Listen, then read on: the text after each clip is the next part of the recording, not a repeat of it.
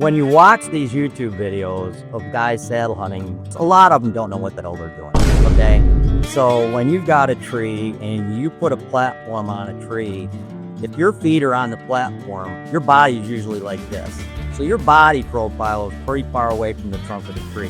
Whereas if you have a ring of steps around the tree, you are basically, you've got your legs somewhat straddling the tree. Your feet are going to be on steps on the sides of the tree. So your body profile is going to be leaning into the tree as opposed to leaning back. You know, like a lot of guys will stand like this on their platform and here's the tree. So your body profile being so far away from the tree, any movement you make is much more easier for the deer to pick up as opposed to when your legs are straddling the tree and on steps and your body profile is tight to the tree. Does that make sense to you? Yeah, no, it does. So just keep that in mind. Well, hey, everybody, welcome back to the Hunter's Advantage podcast. Today, we are joined by a special guest. We're making this kind of a yearly thing over here. John Eberhart, thanks for jumping on the show, man. Well, thank you for the offer, guys. I really appreciate it. Yeah. Well, so what have you, you were talking in there a little in the preamble, you know, you're obviously busy writing books, recording audiobooks as your full-time job in retirement, but what all you been up to recently? I like the way you put that. Well, since I retired at the end of 2022, I started writing my a new book, and it ended up being took me 18 months, and it ended up being like 800 pages. So the book designer said, you can't do an 800-page book in a 6x9. Nobody would ever buy it. So we did it in 3 volumes. There's 27 total chapters, and there isn't anything to do with bow hunting or gun hunting in any state, any terrain. That's not in here. Hunting standing corn, staging areas, scrape areas, recovering whitetails, hunting out of state, travel hunting, hunting access, pre-rut, peak rut, post-rut, late season, early season, lull, everything is touched on in pretty big detail. And I really pound home in the, there's one chapter, it's called Hunting Pressure Realities. And in that chapter, I really press home the fact that most hunters across the country that are hunting public or free access, free permission properties or small parcels that are private, that are hunting pressured areas of hunting pressured deer, not to pay attention to what the TV guys rhetoric is, because it doesn't match what they need to do on the deer that they're hunting. So I press that home big time throughout the book, because I think people really need to get ingrained that you can't hunt like the TV guys and expect results if you're hunting in a pressured area. Well, I'm really glad you brought that up. I mean, not only from the diversity of what all you got in the book, I mean, we needed that this year, early season in Nebraska. We were just covered in standing corn, and being from Oklahoma, we don't have like a whole lot of ag ground where we're from. It's like mainly cattle pasture. And then the public we hunt, it's like southeast Oklahoma. So there's like a lot of rolling hills, pines, and oak flats and stuff like that. So standing corn was super new to us. So, that would have been nice to read if we could have got our hands on it beforehand. So you were out there in September, I'm assuming? Yeah, I got an entire chapter on hunting standing corn because there's an art to hunting standing corn. And, you can hunt either within the corn, along its perimeter, try to rattle or spar. Typically, in September, you do sparring sequences, sparring bucks out of standing corn, because most of the bucks are bedded in the standing corn if it's available and the fields are big enough. And I'm sure in Nebraska, the fields were pretty huge. So, there's definitely very easy and good methods to taking mature bucks out of standing corn. And, it's even in September, where I live, a lot of times our standing corn is up all the way sometimes into November.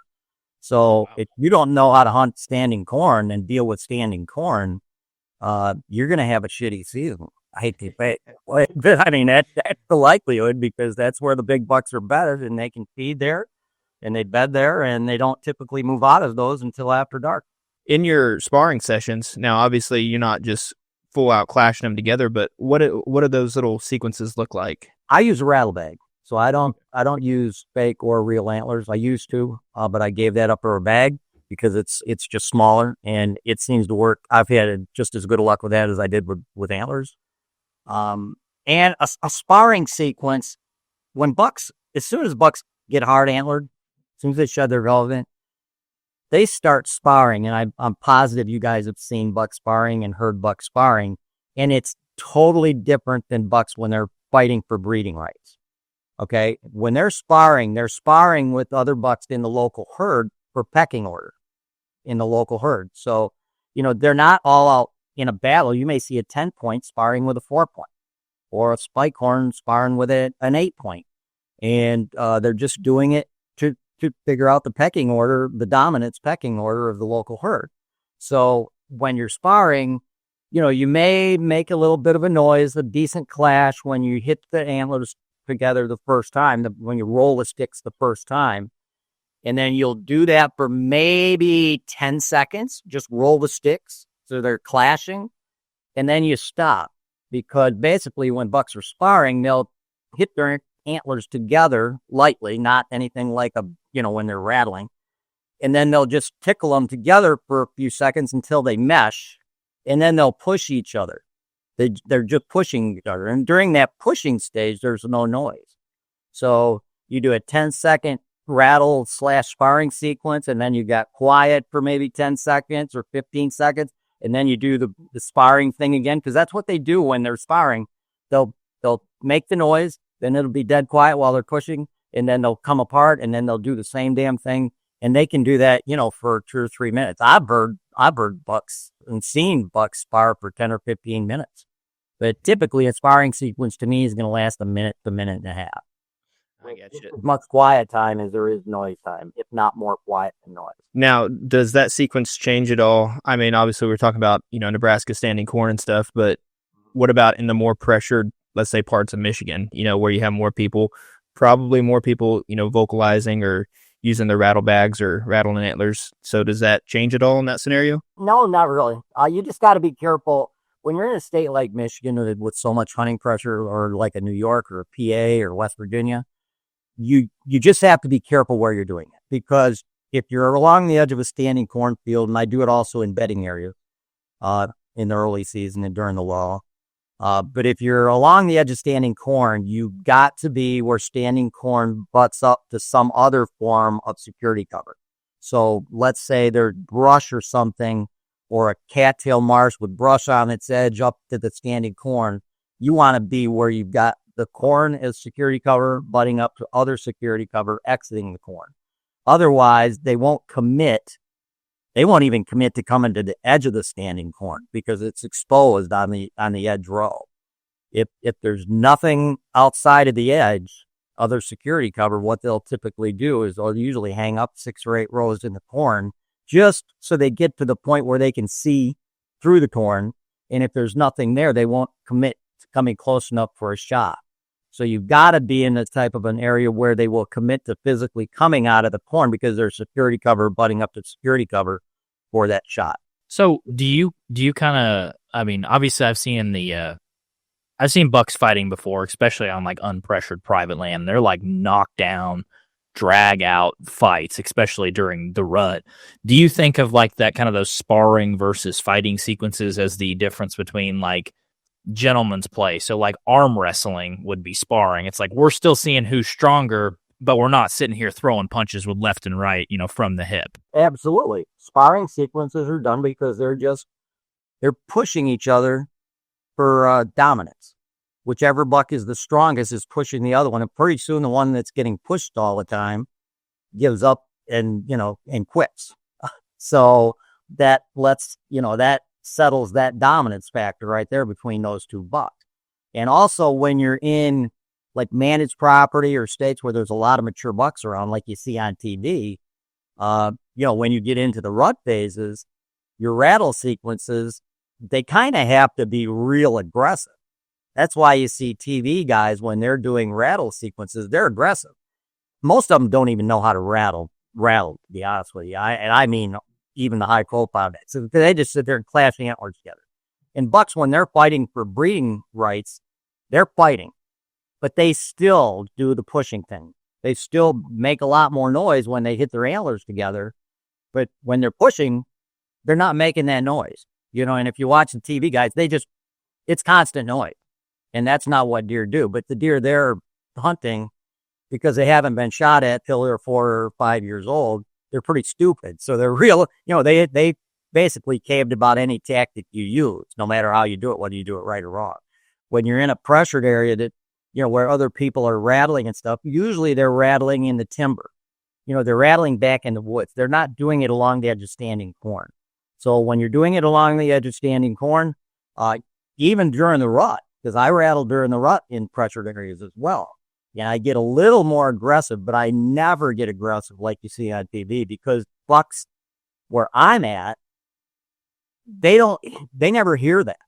They're not accustomed to hearing two monster bucks beating each other up. There's never anything that's that noisy. It'll spook bucks quicker than it would bring one in. And when you're doing the sparring sequences during the early season and the lull, they're coming in pretty much out of just curiosity. They want to see, what other bucks are in the area. They're pretty calm at that point in time, and they're just coming in out of curiosity. You don't see them coming in with their ears laid back and their fur ruffled, during early season and the lull. You only see that during the breeding season. So it's totally different where you do it, as far as like a Nebraska or a Kansas or an Iowa or a Dakotas versus, a Michigan or a PA or Ohio or something like that. You just have to be less aggressive to make it sound more natural, like it's stuff they've heard before. It makes me, hearing you talk about that reminds me, like I see on Facebook all the time. It's like first week of October, people see deer on their trail cams with horns even remotely touching, and they're like, they're fighting already. I told people the rut is coming soon this year. Like, and it makes you think about that. Like, no, they're probably just sparring and pushing each other around a little bit. They start sparring as soon as they become a hard antlered, which typically is early September. They start rattling as soon as they become hard antlered, and they can butt their antlers up to each other without hurting the velvet, obviously. And I assume they continue that sparring up until what, pre-rut probably? Yep, they continue sparring until the does start coming into estrus, and then it turns into fighting. But typically, that's why a mature buck, as long as if a doe comes into estrus in his poor living area, and there's a 6 point, with an estrus doe, and you've got a big 8 point, let's say 130-inch 8 point, which for here's a monster. If he runs into that estrus doe across the paths and takes up chase on that doe in that 6 point, as soon as he comes up on him, that 6 point knows I've already sparred with this guy, and he can kick my ass during their sparring sequence. And the big buck just takes him over. There's not even a fight. That's funny. So and here you just rarely is there two mature bucks in an area. It's pretty rare that there's 2 3.5-year-old bucks in Michigan, where I'm hunting on public land, within a core area. It's pretty rare. Yeah. So, I'll learn that long. Gun season, gun guys just wail or crap out of them. which probably hurts the age class, but before we really get any more into tactics, and I know we didn't mean to jump into tactics right off the bat, but with you, it's pretty easy to do just because you're, obviously a wealth of knowledge. But to back up a little bit, you had a pretty incredible 2024 season. So can you tell us a little bit about that, and specifically your Kansas trip? My son's had a better year than I did. Yeah. Yes, I took a book 10 point in Michigan, and I think it was October 19th. And then I went to Indiana, and I shot a 3.5-year-old 9 point. And then we went to Kansas, and we always leave for Kansas on November 16th. None of us gun hunt unless we want to shoot does in the late season. But none of us gun hunt. So our gun season opens the 15th. We always leave on the 16th. And so basically by the time we get to Kansas and we're actually bow hunting, it's post-rut. Okay. Cause by the time we get to Kansas, it's the 17th. 2024, we had hard rain on the day 2 we were there. So whereas we usually scout and prepare our locations on the first and second day, last year we scouted and prepared locations on our first 3 days while we were in Kansas. And I need to throw in, when we go to Kansas, we always make time for 10 hunting days, 10 days in the field. So, if we scout and prepare locations 2 days or 3 days, we've still got, 7 or 8 days left to physically hunt. One thing I found early is when I'd go out there for a week by myself back in the early 2000s, Iowa or Kansas or whatever, even in the late 90s. If I scouted a couple of days to prep locations and then hunt accordingly thereafter, if I only had a week to hunt, then you're down to 5 days. And when you do that, you start feeling pressured. You wait all year to go on a trip like that. So why shorten it up on a 7-day hunt as opposed to giving yourself an extra 3 days and making a 10-day hunt? Because it just takes the pressure off of feeling like you're in a hurry all the time. So anyway, it rained on day 2, so it took us 3 days to prep our locations. I think we had 12 locations prepared. All of them are in draws, floodplains draws at scrape areas. We had cameras on pretty much all of them. Yep. And Joe, my youngest son, he hasn't killed a lot of big deer. His biggest buck, I think, is 145 incher from out of state. I think his biggest Michigan buck is 115. But because my son John, when I've taken him out of state, he's killed 4 bucks over 160, but under 170. He's killed 4 monsters. So I said, Joe gets the first shot. So by the time the 4th morning was coming around, we had a picture of an 11 point on one of the scrape areas. So I gave Joe first shot, and the morning when the alarm went off, John and I got up because it was 40-mile-an-hour winds. The wind was just blowing. And John and I are going to hunt no matter what. Unless it's a hurricane or a tornado, we're hunting. So Joe was laying in bed, and he was actually going to sleep in and hunt in the evening because the winds were so high. And he's in the article that I wrote for Deer and Deer Hunting with him. He said, I'm laying in bed, and he said, I know my dad and my brother are relentless, and they're going to hunt my spot if I don't go, which we would. They're spot up, and he was out the door in 10 minutes. And I think it was like an hour after daylight, he saw some does moving to the northeast, going northwest. And then out of his peripheral vision over to the side, he saw a buck coming in from the side, and he actually thought it was the 11 point. And as soon as he saw that it was a big rack, he really didn't look at the rack anymore. So the buck kind of was angling, like the does are here. He's angling toward him, and he walked directly under Joe's tree. I mean, if Joe said if I'd have dropped my bow, I'd hit him in the antlers. So he was not walking, but he was moving along under his tree. And when he got to one of the scrapes, he stopped. And I think it was 12 yards. And he shot it. And he still didn't know what he had shot. He just thought it was the 11 point. So he got out of the tree after about 20 minutes because the buck ran and died into tall weeds where he couldn't see the antlers. Went to his truck, got his truck. He drives a 4-wheeler. He's not a van guy like me.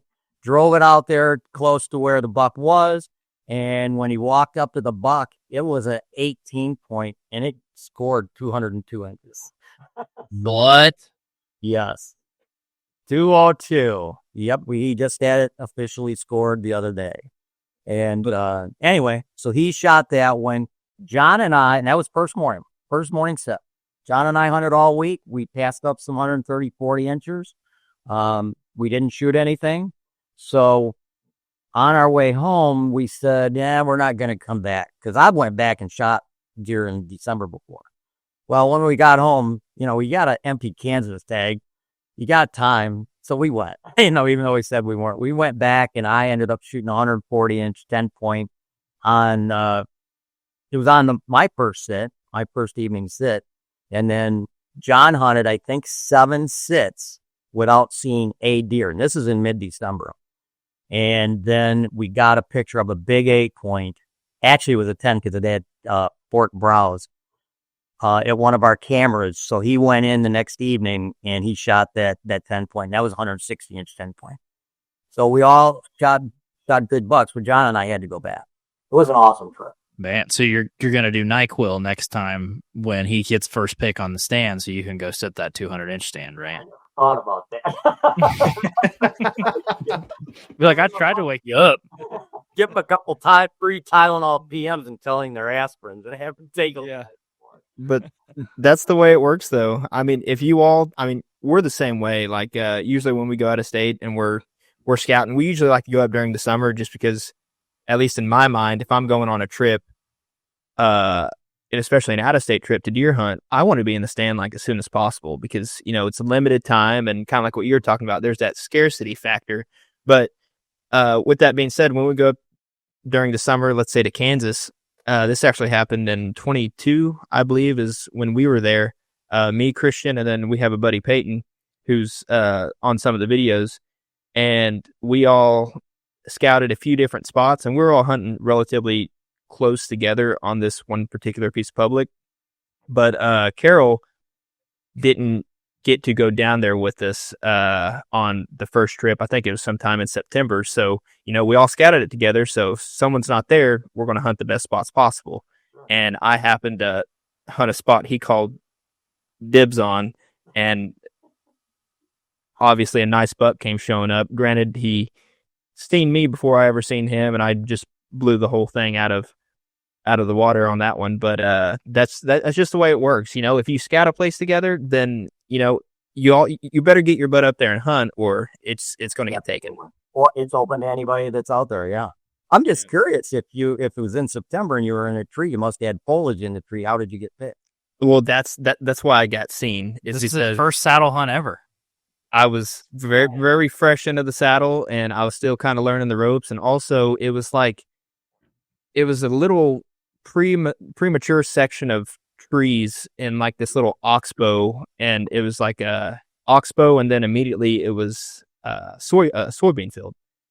And I, of course, new to the saddle, and I'm just wanting to sit in it because I'm excited to use it. I probably I would have been better off just sitting on the ground. I get probably 4 foot up in this tree, and so I'm just sticking out like a sore thumb, just newbie mindset. Wait, you were up in the tree? Well, that was the highest I could get, where I would have like at least more than a 8-yard shot. Like, it was relatively thick in there, but I checked that camera; it had a nice buck, so I was going to sit there. But it was just stupid positioning on my point, and that's why I blew it out. I'm just curious. He didn't win you. He visually. Oh, he seen me because I was low enough where I could kind of see through the understory a bit, or I was high enough where I could see through the understory, but low enough where the foliage wasn't really blocking me. And I seen a doe walk out from the thickest part of this little oxbow and walked into the soybean field. And when we hunt public, most of the time, like I said before, we're in southeast, mountainous pines and all that stuff. So you don't really get to sit and watch deer that often there. And so when that doe came and walked in the soybean field, boy, I had my binos up. And even though it was a doe, I was just sitting there glassing her just because it was cool. And I literally put him down, and I go to scan back left, and there's that buck. And he's just walking right towards me. And as soon as I see him, he kind of throws his head up and looks at me, and that was the end of it. But yeah. There's 2 things that you said in that story that I would key on. I never carry binoculars for that very reason. Because when you're looking through binoculars, your peripheral vision is gone. And when you got does or whatever around, a buck could come at any moment. And then the second thing is, I can almost bet money that you were hunting off a platform and you were probably in a kind of a leaning back position with your feet on the leading edge of the platform. Would that be correct or not? Now you're taxing his memory. He didn't know he had a breakfast this morning. That is, that's true. Were you using a ring of steps as a platform? I was not using a ring of steps. I think it was just a platform. But when I say I probably didn't even need a stick to get up in that tree, I basically just set the platform just to try it out. Because honestly, like, it's might have been a stupid mindset. And again, that was 3 years ago. So whoever's listening, and also John, don't hold this against me. But against anybody. Well, as I'm telling the story, I'm like, dude, you're such a freaking idiot. But we learned sometimes. That's cool. Everybody. But yeah, I was just sitting there, and more than anything, I was just trying to learn the ropes on the on the whole saddle hunting deal. And it cost me. I mean, I wasn't expecting to go out there. Literally, I think it was the very first sit in Kansas. I wasn't expecting to go out there and shoot 140 or see 140 inch deer, yet alone have the opportunity. So that was kind of my ordeal. Well, you mind if I say something? Yeah, no, go for it. When you watch these YouTube videos of guys saddle hunting, I'm not going to say most, a lot of them don't know what the hell they're doing. Okay. So when you've got a tree and you put a platform on a tree, if your feet are on the platform, your body is usually like this. So your body profile is pretty far away from the trunk of the tree. Whereas if you have a ring of steps around the tree, you've got your legs somewhat straddling the tree. Your feet are going to be on steps on the sides of the tree. So your body profile is going to be leaning into the tree as opposed to leaning back. Like a lot of guys will stand like this on their platform, and here's the tree. So your body profile being so far away from the tree, any movement you make is much more easier for the deer to pick up as opposed to when your legs are straddling the tree and on steps and your body profile is tight to the tree. Does that make sense to you? Yeah, no, it does. So just keep that in mind. Yeah. Especially in small diameter trees, or if you're hunting low where you can't make any mistakes.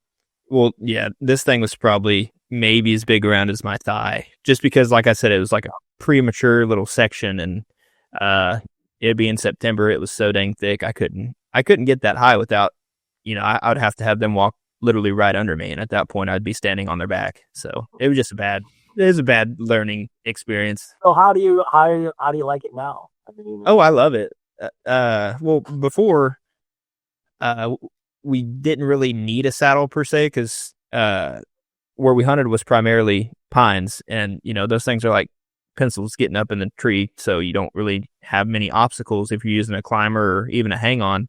But with the saddle, I feel so much more secure, just because like you're always tied in. And also just this year when we're hunting down southeast, I was in a spot, it was in a drainage, but there was a little bit of security cover to my right, and I was kind of overlooking this overgrown, probably 3 or 4 year old select cut, and it was mid-November, and the only tree that I could really like have the best of both worlds, in a sense of like being able to hunt or shoot into that cover a little bit, and then also there was a trail that I seen a buck on the day before, kind of leading into that overgrown select cut. So I was trying to get the best of both worlds in that, and the only tree that I could sit in was probably about as big around as one of my thighs probably. And I was only probably 10 foot up, like my feet were probably only 10 foot up, and it was a tree to be in. It didn't work out, go figure, but I had a doe run smack dab right under my tree, and it was the very first time in my life where 4 bucks were actually on that one doe. I've seen 1-1, but she was very hot. But that just kind of opened my eyes, where I was like, man, I wouldn't have been able to sit in this tree with a climber or probably even a hang on, but the saddle allowed me to sit in that particular spot. Yeah, it opens up a lot more trees to hunt from, that's for sure. Yeah. Mm-hmm. Yeah, that I never really thought about that I guess I have a little bit on the profile side, because that's one of the things that I've always, I guess, disliked about saddle hunting is when you stick way off the tree, right, with your feet kind of kicked up on the platform, you feel like you're not even tree cancer, right? Like, because when you're in a hang on, you're like smack dab up on it at least.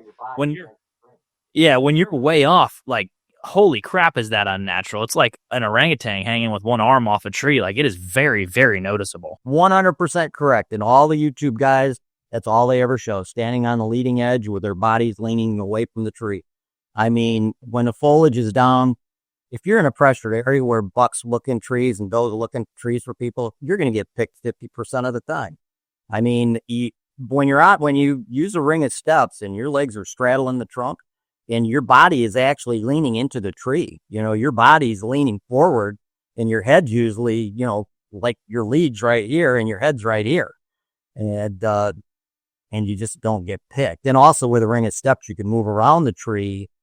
If the tree's, 12 to 14 inches or bigger diameter, you can move around the tree and hide behind the tree for deer that are passing by or whatever the case may be, especially at a destination location.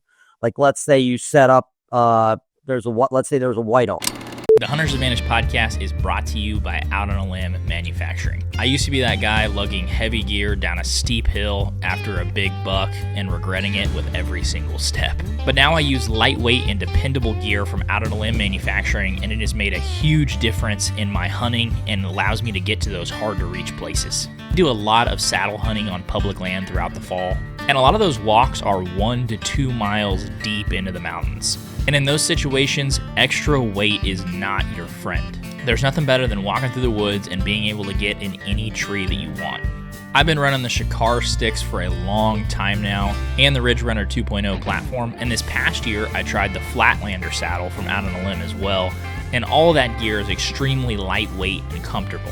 If you want to support a 100% made in America company, go to outonalimbmfg.com and use code HNTA15 for 15% off at checkout. Once again, that is code HNTA15 for 15% off at outonalimbmfg.com. We trust Out on a Limb products for run and gun hunting anywhere in the country, and we hope that you will too.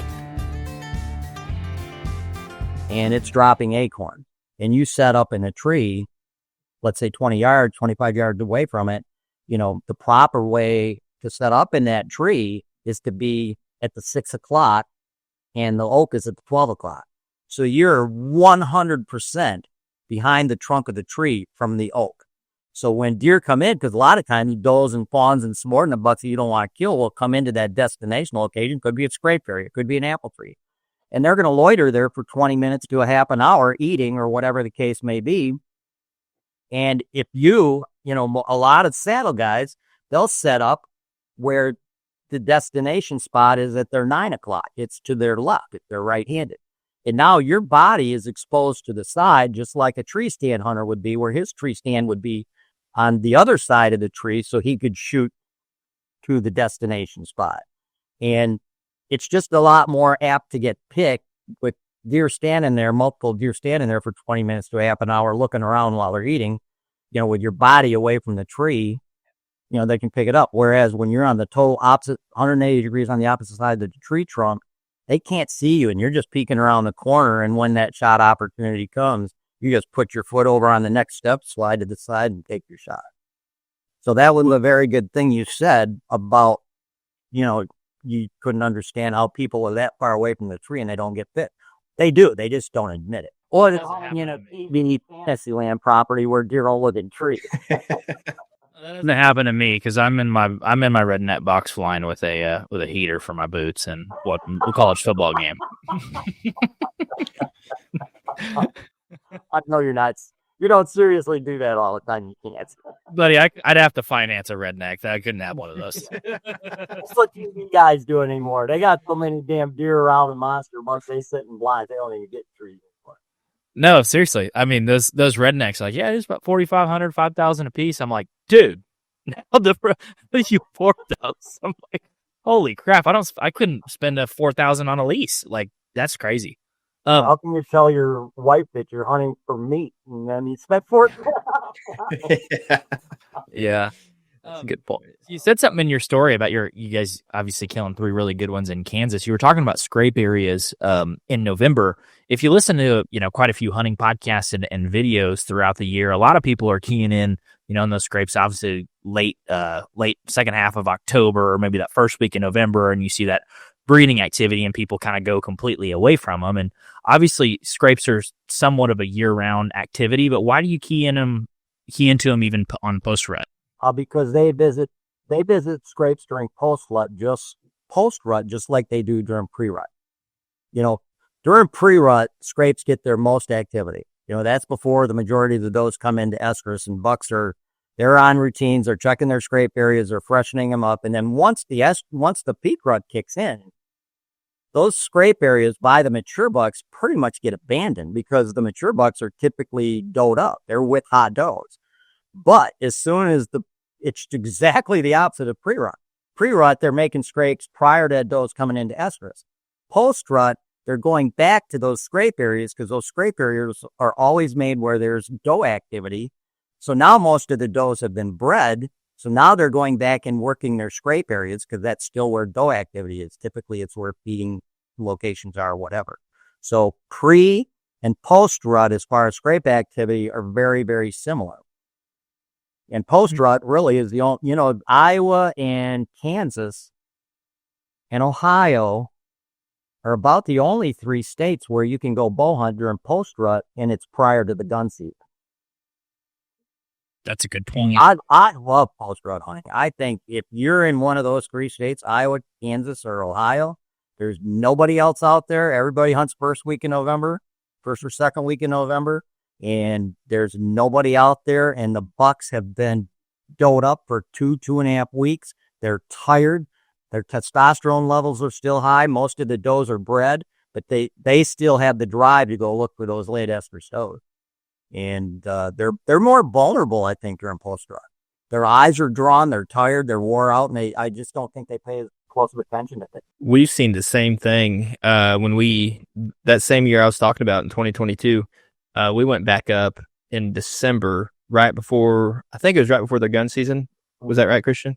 It was right after their gun season. Okay, right after the gun season. But it was like we had the whole public piece to ourselves. Like we were sitting over this cut bean field, where we were at, they kind of left. And I don't know if this is just normal practices for Kansas, but they were leaving like a few strips of standing beans. And this was during this, they call it like a snow squall, but it was just piss pouring snow. And we walked out there, and by the time we get there, our eyelids are almost frozen solid, it feels like. But as soon as we get set down, we were no more probably complaining about 5 minutes about how stupid this was. And we look across this bean field, and we see probably the widest 8-point I've ever seen in my whole life. And we're like, oh yeah, this is why we're here.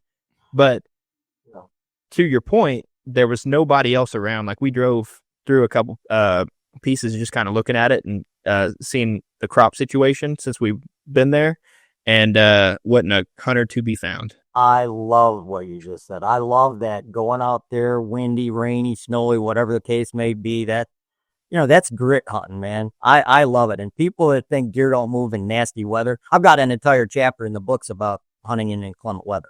And there's a huge chapter on saddle hunting, everything to do with saddle hunting. So, but man, hunting in inclement weather, hunting in December, I absolutely love it because you got the place to yourself. Mm-hmm. And post-rut in Kansas. This one the wind chill was like -25, and we got in the blind, and it didn't matter. I put on every piece of clothing I owned. And that's how cold and windy it was. So obviously we had the saddles and stuff, but we were like, dude, we're not going to be able to, set up everything without our fingers freezing off. And we were just like, no, let's just bring a blind out there. And we set it out, and we probably looked like a sore thumb, but hey, it was a little bit of wind blockage, and it kind of worked. Like there was a little bit of heck, I even hate to admit this, we had a spike pick us off as how much of a sore thumb we look like, but we're like, hey, we're out here hunting and we have an opportunity to shoot something. So that's what we did. I've always felt that way about pop-up blinds. In Kansas and places like that, you might get away with it. The Dakotas, but man, in pressured areas, you go out and put out a pop-up blind and hunt out of it like day one. It's not out there for a month prior for them to get used to it. You're out and getting a shot of a mature buck or -10 below zero. I mean, it just isn't going to happen. One of my best hunts ever was in Illinois, mid-December, just after their gun season closed on public land, and I shot a monster 12-point. It was 7 degrees when I left the motel. First sit, by the way, first evening sit. It was 7 degrees when I left the motel, 35-mile-an-hour winds, and it was a wind chill about what you're talking about, probably 30, 40 below zero. And I sat there until a half hour before dark. I was up in a tree, about 25 feet in a big oak, and I almost got down because I told myself, there is no way deer are going to move in this shit. And I had before I had a heated vest. I had my nose right up against the oak on the downwind side of the tree just to block the wind. Because I turned at one point, because at about 5:30, which was about a half hour before dark, 3 bucks walked right under my tree, a spike, a 4, and a 6-point. in that order, spike, 4, and a 6-point. They walked right under my tree, and I turned my head like that to look at them. And I probably had my head out there for 10 seconds. And when I put my head back, my eyes just started watering. And about 5 minutes before the end of shooting light, a big 12-point came in and was eating locust beans in the snow with a couple of does, and I shot him at 17 yards. Wow. 50-inch 12-point. It was one of the coolest hunts ever, and I was by myself. It was so cool. That's awesome. Well, you didn't need a camera guy. A camera guy wasn't going to work in that freaking weather. Just now ahead. I've never filmed a hunt. I've never did a filmed hunt before. Well, that's probably why you've killed so many big deer. Not messing with the camera. My big concern is scent control because I don't pay attention to the wind. So, having another guy there, I don't know how his scent control is going to be, and I just don't trust somebody else, to be honest with you. Yeah. I see that. We went up to Kansas this year, northern Kansas, in that big CWD zone up there, and holy crap, it was it some of the prettiest ground that I've ever seen with the least amount of deer that I've ever seen, and it made me sick going up there and talking to the locals. We went post gun season, and we were talking to this guy at the gas station, and he was like, yeah, they've already walked out all those draws. There's like 160 acre pieces, and there's one strip of, cedar cut going through the middle of it. And he's like, yeah, opening day of gun season, they get about 10 people together. They go to every weehaw in this county, and they walk every single one of them out. He's like, so good luck. It was. I mean, they kill everything because when you're walking those draws, I mean, you'd have to have 20 guys because those butts could kick out to the side any place.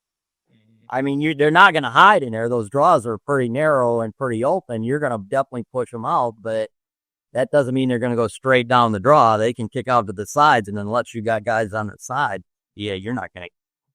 Some of them are definitely going to get away. They still do that where I'm at in Kansas. They gun hunt that. They gun hunt those draws, and God, I always see a lot of bucks, when we go out there, in December. And the one negative about going down there during post-rut, and this is a big negative, because it's after peak rut, I'd say 50% of the mature bucks have busted antlers. Oh. That's a big, big deal out there where you got lots and lots of mature bucks competing and fighting for breeding rights. They beat the shit out of each other, to put it mildly. Yeah, probably cool to watch, not great if you're going for some antlers. Right. Yeah, I remember one time I was hunting for this monster 12-point, and he was I've got a picture of him. I took a picture of my cell phone, but he was probably 25-inch inside spread. And what? 25-inch inside spread, and I am not exaggerating. And he was in this bedding area of cedar and pine. And, I couldn't go in there in the daytime. In fact, that was on private property. I didn't have permission to be on that. So I was hunting the edge of it. And I could hear him in there during the day because I'd sit all day on the edge. I could hear him in there chasing bucks, chasing does around and stuff. And one time I had probably a 150-inch 10-point walk down the edge of the cedars, walk right by me at 10 yards. I passed on him because I knew this monster was in this thing, and I was hoping I'd get a shot later. And like 3 days before we were leaving, I think it was on the 22nd, 23rd, I think the majority of the does had been bred. Now he's got to go out and actually search for late estrus does. And I was over a big scrape area. I was on those pines where it left the pines, and there was security cover going down through this draw. And he had 5 points broke off. I took a picture of him. I didn't shoot him because he was all busted up. But he was a monster, a huge body. I'm just saying, like, you're a better man than me because there's a 25-inch wide buck sitting there. I don't care how broken up he is. He's probably going to get shot. You find the rest during shed season. Exactly. That's a trophy in itself, getting one that wide. Now, I'm probably the guy that people hate because he's like, oh man, I passed that buck because he was all broken up. He'd have been a giant next year. Yeah, he's a giant this year, dude. Like 25 inches, that's insane. Like I don't think people comprehend how wide that actually is. Yeah, you're talking like that. Yeah, it's stupid. You can fit your shoulder. I was the scorer for 35 years, and people would call me up and say, yeah, I got a 20-inch inside, a 20-inch spread buck. I get it. They'd bring it over and it's 16 inches at depth, most of the time. 20-inch inside spread's a big spread. Yeah. Well, yeah. I can't tell you the amount of 150-inch 8 points quote unquote that I've seen on Facebook. I'm like, let's see it. And they posted, I'm like, stop. You heard that number on a TV show. That's not 150. Yeah. Walk through these stroke. Threes or G2s. Yeah. I've never seen a 150-inch 8-point in person. Like, that's such a rare deer. No way. Well, the one my son got in Kansas last year, if it didn't have the forked brows and would have been an 8, it would have been over 150-inch clean 8. And he shot a 150 8-point there in 2009, I think. It dressed out at 301 pounds because it was processed. We have to process them out there because we're not supposed to bring the meat back without being processed. And the processor actually said it was the biggest buck he'd ever weighed. The processing place. That's a big old boy. Or with the monitor. That's a lot of jerky. But John, you have decades of experiences. You've written a lot of books. But in all your experience, this might be like a deep question, but I think we'd be doing a disservice if we didn't ask you this, especially with, all your experience. What exactly does hunting mean to you? I hunt like Michael Jordan played basketball. It is just a deep, deep passion. And the older I get, I'm 73, although I'm almost 74. I think I'm going to lose the passion. When I got done writing the books, I'll be honest, I started in January 2023 and I finished in like June of 2024. And I was working on them 7 days a week, 10 hours a day. I didn't want to hunt that year. I was mentally burnt out from thinking about and writing about deer hunting. And as soon as I practiced a few times and got in the tree on opening day, it just came right back. I don't know. It's just, I love being in nature. It's not about killing the deer. I'm targeting mature bucks, obviously, but I just like watching animals, vultures land in a tree in the early morning and spread their wings and watch the dew, to have the dew dry off so they could fly away. Squirrels leave tracks in the snow, whatever the case may be. I just love nature. And when you're hunting in a pressured area, you may only get an opportunity at a decent buck 1 out of every 26, if not 1 out of every 36. So, it's not like TV where they can go out there in 1 or 2 sits and kill a monster, a buck that I don't even have in my area. I don't know. It's just a passion. I'm sure you two guys can relate to it because you obviously have it just like I do. I'm just older. Well, and that's kind of where I'm going with that because, and Christian can vouch for it too, because we grew up in the same town, but you hear people, say, I used to hunt a lot. I used to be big into it, but then I just kind of got burnt out or it's too much on me, too much effort, too much toll on my body, whatever the case may be. But, you're 73 years old. You're still going out there and clearing, shooting lanes and hanging stands, and you're still hunting that pressured public land. And I mean, I'm sure you're well off enough and you have enough connections where you could take the easy route. You could probably sit in an unpressured field in a redneck box blind and be able to have fun that way, but you still stick to your guns and you're doing the same old thing that you've always done. And there's obviously respect to that. And so I guess my question is, what is that fuel for you that lights that fire inside? Well, I think when you've killed a lot of mature bucks and you've kind of been in the limelight, you get a little bit of an ego, and you hate to lose that edge. I work out every day. When I get done talking to you guys, I'll be downstairs working out tonight. And I don't know, it's just something that I love. And when I have off years, like in 2017, 2018, 2019, 2020, I did not kill a buck in Michigan. I never even saw a buck I would shoot in those entire 3 seasons. And does that make me want to give it up? No, that makes me want to work harder. I've got to get better. Okay, what am I doing wrong? A lot of times it's just my timing and their timing wasn't in place at the same time. But still, in my mind, I always think I did something wrong and I've got to do something to rectify this. So I'm always working hard. I can prep locations any 20-year-old in the country.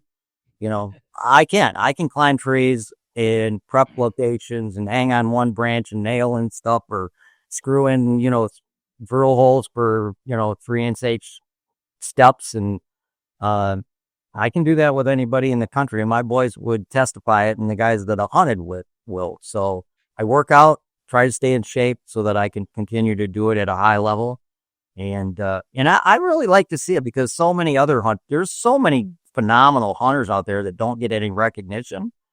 Guys that are hunting public land that are killing 110, 20-inch bucks every year, and because it's a small buck to what you see on TV or in all these big buck states, they don't get any recognition. So there's so many guys that work really hard at it. And that's another reason I write articles and have written books, is so that other people can hopefully shorten their learning curve and have better success at killing mature buck. Yeah, it's such an iterative process too, because I always thought, like, at least growing up, there's kind of an end state. It's like you shoot a booner and then, where do I go from here? You don't do anything else.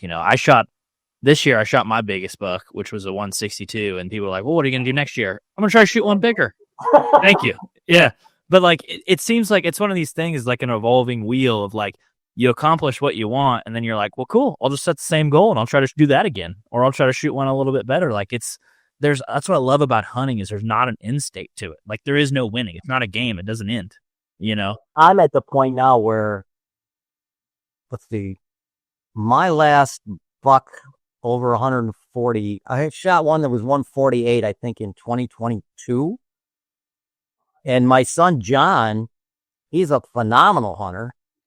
That got a really interesting stat, is he's hunted in Michigan for 41 years. His biggest Michigan buck with a bow is 110 inches. He's hunted 14 times out of state with me.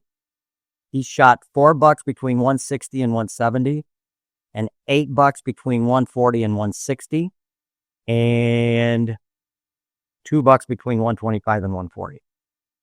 Yet his biggest Michigan buck in 41 seasons is 110 inches. And but where I was going with that, my 148 incher was 2022. So 2023 and 2024, I didn't shoot big bucks. But John, in the last, I think, 3 years, has shot 160 inches in Kansas. So his last 3 Kansas trips, he shot 160 and plus buck. One was 169. This year was just over 160, and another one was 167. Wow, that's impressive. So I got to ask, without you pinpointing things, how do you guys find that quality of deer in Kansas? Because you did it last year as well, and obviously, from the sound of it, it isn't y'all's first time, but you guys were in the game last year. We had probably 20, 25 cameras strung out between, 2 units up there. But the big is illegal, by the way. Correct. What? Yeah, right. Yeah, correct. Before it was illegal. Right, Yep. It is illegal on public land now. Yeah. Yes. But what do you look for in that? Like, is it sign? Is it just bedding? Because I understand it's in some areas it's pretty sparse, and especially when you get around all the ag fields. But what's your take on that? Well, keep in mind, I've been going out there since 2004, at least every other year. So I have one spot that's pretty decent pre-permission. It's only 40 acres, but it's the best 40 acres I'd ever hunted in my life. And typically my son, that's where he hunts, John. 2 of those 160s, he shot off that 40-acre parcel because it's all bedding area. And bedding areas out there are far and few between, other than the draws. But this is all dense bedding area, plum thickets and stuff like that. You know what that is. Walk-ons, we hunt a lot of walk-ons. Now, do you guys have Onyx where you can pull up the walk-on property? We do. Where we're at, there's a lot of walk-on property. I don't know what there is where you guys are at, but I know certain areas of the state have more walk-on and more public lands than others. So there's not a ton of public where we're at, but there's a lot of walk-on. Now, I shot my buck this year off a walk-on. Joe shot his on that private parcel, 40-acre private parcel, and John shot his on walk-on. So But in all the years that I've been there, I've weeded out the ones that weren't very successful. And keep in mind, we may be hunting 40 miles from where we stay at our house. So we all drive separate. We all drive our own vehicles. So when we go hunting, John may be 30 miles this way, Joe may be 20 miles that way, and I may be 10 miles that way. So we're hunting in a pretty big zone, if you will. And a lot of guys, I think, when they go out there, they look at one or two pieces of public land that are relatively close to each other, and that's what they concentrate on. And over the years, I've looked at all the walk-ons and public lands in the area, and I've kind of weeded them out to certain ones. It's just like hunting. If you own property, the more time you spend hunting it, the more seasons you spend hunting it, the more you learn the subtleties of the property and how deer move. Is this a morning stand, or is this an evening stand, or is this a rut phase location or an early season location? You learn all the nuances, and I've kind of figured that out there for postseason. Yeah, you just get that historical knowledge. I mean, I was kind of wanting just like a pill you could take that, you pop it in and big bucks will just show up, but obviously that ain't the case. It's all hard work. And that's another thing. That's why when we go out there, we'll prep 10 to 12 locations before we even pick up our bows. Other than practicing when we get back after working out every day, prepping locations and scouting. So, we have a lot of locations that we're hunting. We almost always set up over primary scrape areas. And if you walk those draws, you're obviously there's scrapes through the draws and rubs through the draws. And you can find areas where the draws kind of pinch down and get a little narrower, and then they'll open back up. And usually wherever they pinch down, there's more scrapes. So that's where we usually gravitate to. So, I don't know. I think we just got it figured out. A lot of the locations we're prepping are the same ones we've hunted for years. So we're not out there doing a lot of new scouting. We will always try to pick up at least one or two or three walk-on properties, because there are no other public land areas in public lands in the area that we haven't already fully scouted. But every year or so, new walk-on properties will pop up, and we'll check those out. So you talk about scrape areas. What constitutes, a scrape area versus just like a place that has a scrape? Like how many in a small area, has you kind of, okay, I'm going to mark this. I'm going to prep a stand here. Like how many? Usually 3. I hate putting a number on it, because I've seen primary scrape areas with one scrape. It was a primary scrape area, even though it was one scrape. And it was, and I've seen them as big as a truck hood dished out 3 inches into the ground. But typically when you're walking through these draws, wherever the draw may be 150 yards wide, and then it kind of condenses down where it's 50 yards wide. Well, anytime you've got deer going through this draw, which is their only security cover they can move through during daylight hours, whenever there's a funnel, all the deer traffic from the 150 to 200 yard wide funnel down into that. Okay, they all narrow down and go through that funnel and go back out wherever it opens up into. So that's going to be a pinch point. And anytime you get a pinch point, that means you got a lot more doe activity at that pinch point. And all scrape areas are made where there's a lot of doe traffic. So because it's condensed doe traffic going through that narrow area, that's where they lay that's where there's going to almost always be a primary scrape area. So those pinch points, because there's a concentration of kind of land mass right there, when the deer get in there, they lay a lot of sign down as they're coming through that, instead of being all spread out. And we're talking about Kansas there. So when I'm in Michigan, it's totally different, because I'm hunting rural ag here mixed with timber and swamps. So in Michigan, your primary scrape areas are typically going to be where there's congested doe traffic, which is usually going to be, at oak trees, or, if there's lost apple trees here and there, wherever does are feeding heavily, like white oaks are going to attract does more than red oaks. So if you got white oaks dropping acorns and there's 2 or 3 of them in a small zone, and there's a lot of does feeding there, there's going to be scrapes there. That's why when you walk around the perimeter of a cornfield or a wheat field or a hay field or a soybean field, you always find scrapes around the perimeters of those fields. And a lot of times you'll find a place where there's some security cover coming out to it, let's say a soybean field or a hay field. you got security cover buttoned up to an open field, there'll be 2 or 3 scrapes in that because that's where the deer are transitioning through that security cover to go out to that feeding area at night. The only downside, that scrape area is exposed to an open field, so any mature buck's not going to visit it during daylight hours. The Hunter's Advantage podcast is brought to you by Numa Outdoors. Growing up, I remember waddling around the woods looking like the Michelin Man and still freezing my butt off. But thanks to Numa Outdoors, those days are over. It's not just about staying warm. When I go out hunting, I need to know that I have gear for every single thing the woods might throw at me, whether it's heat or rain or cold. Numa Outdoors offers quality gear for every pursuit. If you're looking for quality garments backed by a lifetime warranty, make sure to go to NumaOutdoors.com and use code HA20 for 20% off at checkout. Whether we're chasing whitetails here in the South or we're headed out west to get after some bugling bulls, we trust Numa Outdoors and we hope you will too. You could shoot a subordinate or maybe a 2.5-year-old buck there, but a 3.5-year-old or older buck's not going to be vulnerable in that open area, button up to that open field during daylight hours. Even though he may be using the scrape, when he uses them, it's going to be after dark. So I only look at scrapes that are, if there's scrapes along a crop field when I'm postseason scouting, if I know that crop field is going to be in corn, standing corn, that's going to be a spot where I'm probably going to set up a tree if I know it's going to be in standing corn. Or I might set it up anyway, knowing that maybe if it's in beans this year, it'll be in corn next year. Now the tree's already prepped. Because with a saddle, you'd prep a tree, and it's ready. You can go back and hunt it whenever you want for however many years you want to hunt.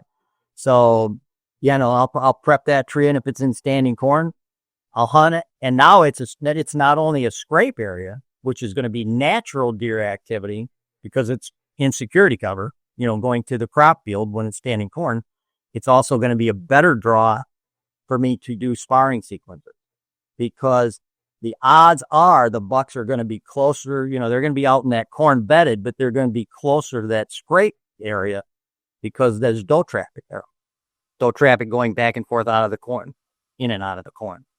And that's a spot, a big buck, because it's security cover to security cover would visit during daylight hours. That makes sense. It all about security cover. When you're on pressured areas, it's 100% security cover. Security cover, security cover, security cover trumped everything else because they have to have it. Big bucks, mature bucks just don't move outside of security cover very far. They may walk the edge of security cover where they've got a real quick, 1 hop or 2 hops into the security cover, in case there's danger, but they just don't walk through open timber. So talking about kind of mobile hunting and security cover and bucks, obviously sticking to it because it's the only way in pressure areas they can reach maturity. We also have this kind of growing popularity and continues to grow of mobile hunting. So people that used to be maybe tied to a heavy hang on or a climber or something where they weren't mobile, they couldn't get in these deep, hard to reach places and the, kind of the evolution of Onyx and mapping, all these kind of hard to reach places, deep honey holes, places with the best security cover on some of these public land spots feel like they're kind of going away in a sense on some pieces. Do you think that changes how bucks behave? Do you think they just pick different security cover, or how do you think that works kind of with mobile hunting? Well, I have an entire chapter in the book on DIY freelance hunting as well. Just no, that changes things. If there's a lot of hunting pressure, if you're a mobile hunter and you go back to an area and you've got, because everybody's got access to aerial photos. So I wrote about that in the book, and I read that today in the audio part of the book. And you can look at aerials and you can find great locations and then go back and look at them or DIY freelance to them. And there'll be somebody else that had hunted there. Okay. Because nothing's hidden anymore. You don't have to scout on foot to find things. You can find them on aerial. And people watch TV shows or some of these YouTube places where they got huge pieces of private property, and they can pick out a spot on an aerial map and go there and have great success because they don't have any competition. The deer are going to move naturally. So it's easy to pick out a funnel and, there's going to be deer moving through there because there hasn't been anybody there to border it up. So on public land, that's never the case.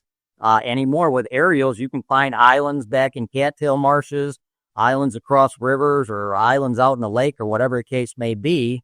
And, other people can see the same damn thing. So, but still, when I'm freelance hunting, like I went to Indiana 2 years ago, freelance hunting, with tethered, we had 15 guys and it was pretty successful. There was seven 2.5-year or older bucks shot with between 15 guys in a week on public land.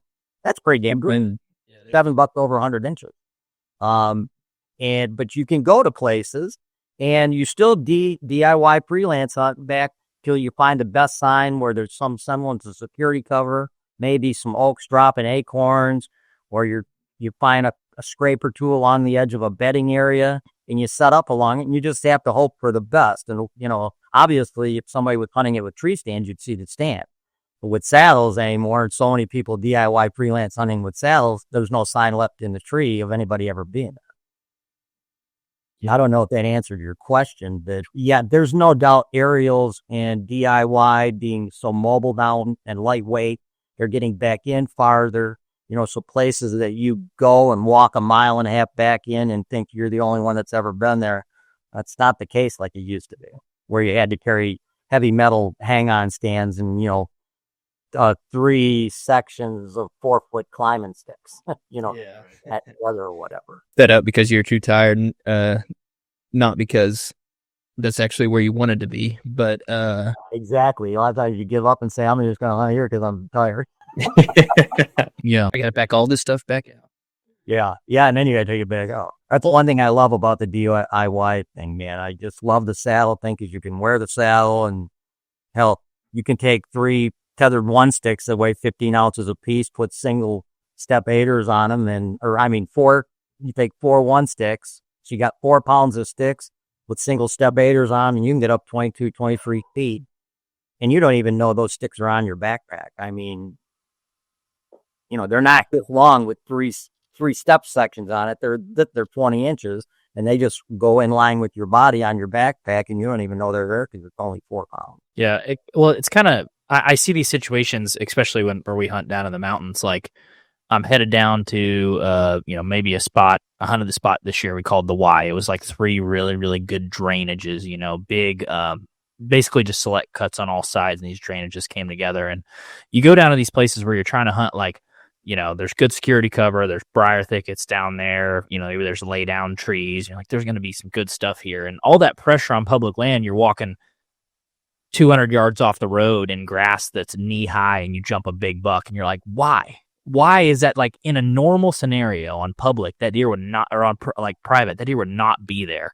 And you see him there on public, and it's frustrating because you're like, that deer probably got pushed off somewhere else earlier today, and I just jumped him out of the second bed here. And it just seems like it's a little different game, Not necessarily. A lot of times on public land, people bypass stuff that's not a normal hunting situation, and they just go right by it and don't even think about it. One of the guys that was at that Indiana thing with tethered was from North Dakota, which is obviously one of the premier buck states in the country. But he killed a 160-inch buck right next to the parking lot. There was a little tiny cattail marsh right next to the parking lot, and it had some big trees in it. And he had seen some big tracks go into that cattail marsh. So one day he went in and he parked down the road from the parking lot and walked into that cattail marsh way before daylight and got in a tree. And he prepped everything cold because he didn't want to go in there and prep it in the daytime because he'd run that buck out there and he'd probably never come back because it's such a small little zone. And anyway, he got in there and prepped that a couple hours before daylight, got up in that tree, and he shot that buck that morning at like 10 o'clock. And he could actually hear guys pulling in the parking lot. He could hear them talking in the parking lot, talking to each other before they went in the woods hunting. And that buck was right next to the parking lot. So anytime you've got a spot, weed, you get weeds that are pretty decent where a buck can lay in it and lay his head down and go to sleep. People would never think of looking there. And as long as he's never intruded on, he feels fine and safe there. Also, there's no trees. So, it's pretty hard to hunt a spot like that. Wait. I mean, that was a rare occasion, but it does happen. Well, I was kind of curious on that too. Like, do you think let's just say there's a piece of public and it's small and the majority of the security cover is intruded on. Do you see situations where big bucks are changing their behavior to maybe use topography or vantage points or shorter grasses where they can, like, that are free from trees or any other cover where somebody could hunt them as a way to maybe stay safe instead of sitting in the deepest, thickest, nastiest stuff that has pressure? Typically, if it's got that much pressure and it doesn't have that good of security cover and it's small, there's no big bucks on it that I'd want to kill in the first place. I scout a lot of public land, or I have scouted a lot of public lands over the past where I'll scout the property, and then maybe 600 acres of public land. Michigan's got tons of public land. And there's just nothing in it that looks advantageous for me to hunt, I can't. There's no place where I can cross a river with chest waders or use a canoe or a boat to get to. There's none of those isolated spots where I'm leaving 95% of my competition behind. So I just don't even hunt them. But then, during the lull, while I was talking about sparring along the edge of standing cornfields, a lot of times I will scout public land, and when I get ready for season, I've always got my early season locations, my lull locations, and my rut phase locations for pre and peak rut ready. I know which ones I'm going to hunt for the most part. So if I'm scouting a new piece of public land and there's a pretty decent bedding area, but it's not good enough to overtake one of my other rut phase locations, if during the lull, which is after the first 5 days of the early season, Michigan season opens October 1. So usually by October 5th, my hunting is done, because any mature buck that I'm hunting, they're going to be nocturnal by then because of either preseason intrusions for scouting and prepping location or early season hunting. So in 2022, just like I hunt the lull, I hunt a lot of standing cornfields and try to spar bucks out of standing cornfields. I went into this bedding area that I wasn't going to hunt during pre-rut. So I term these as free hunts. So I went into this bedding area way before daylight, a couple hours before daylight, got set up, and about 8 o'clock, quarter to 8 o'clock, I did 2 sparring sequences about 5 minutes apart. And on the second sequence, a shooter buck came in and I shot him. So that was a free hunt because I wasn't going in and screwing up one of my pre-rut locations that I'm going to hunt. This was a spot I had not planned on hunting, but because I had the time, I went in and sparred in that buck and shot it. And I also view those standing corn locations where I spar in bucks. In October 2 years ago, I rattled in 15 bucks, sparred in 15 bucks before the 15th of October. So I consider those free hunts because anytime you're sparring or doing anything, hunting in standing corn, hunting the perimeters of standing corn, anytime you're doing that, you're not screwing with your rut phase locations that you're going to be hunting outside of that cornfield once the corn has been picked. Okay. So those are free hunts because you're not with your entries and exits. You're not molesting any of your rut phase locations. So you can go in there and spar and do whatever you want. And you're not intruding and screwing up any of your rut phase locations, because at your rut phase locations, they're going to be revolving around doe traffic because that's what the rut's all about. So it's good to let that rut, that doe activity stew and then not intrude into that until you're physically ready to hunt it. Now, obviously on public land, you can't control what all the other hunters do, but that's the plan. And it's all you got to do and it's all I can do is just go by that and hope it works out. That's why it's so hard to kill a mature buck in a pressured state or a pressured area. Do you think there's obviously you hunt some free permission ground and you hunt a lot of pressured public ground. Do you see a difference in juxtaposing kind of the sign, like the amount of sign that's laid down, the types of sign that are laid down on pressured public versus, kind of manicured or good private land? Like, do they lay down more sign or different sign? Well, the good public lands in Michigan anyway are mostly swamp. It's mostly dense stuff. We don't have public land where they plant crops or anything. So a lot of times on public land, if there's a bedding area, because usually the public land, the state or federal government owns it because it's not tillable. So it's all swamp or hills or whatever the case may be. So a lot of times when I'm scouting public lands, there'll be maybe some sort of bedding bordering a private crop field or something, so I'll hunt along that edge because the deer coming out of the public will cross into that crop field after dark. So hopefully I'll catch them in the last 5 minutes of daylight coming out in gray light into their crop field. But yeah, there's definitely more sign. I've got 2 pre-permission properties in Michigan. One's 37 acres and the other one, it's like 400 acres, but 250 of it's in crops. And there's 2 other guys hunting it. One guy hunts the north side, I hunt the south side, and the other guy hunts wherever he wants to. He owns it.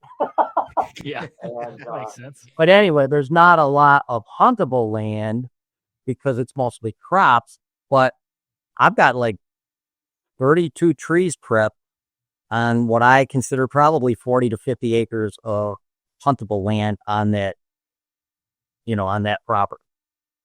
That's how many trees I have prepped. I prep a lot of trees. I've got 5 trees that are prepped within 80 yards of each other. There's an apple tree, there's a red oak, there's a white oak. I've got locations at each of those. And then there's a little cattail marsh on the tail end of it. I've got a tree prepped on the other side of that. And then I've got one more over to the side. And so every year mass changes or fruit changes. One year the apples may drop, and the next 2 years they might.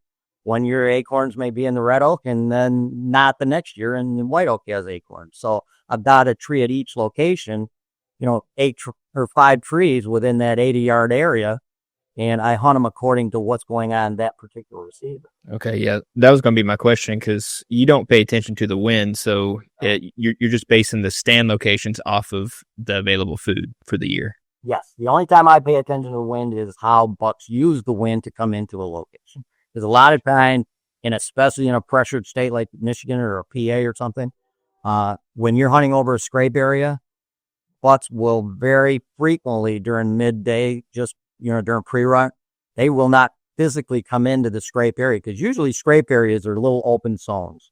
They may be 5 to 10 yard open zones surrounded by some semblance of security cover.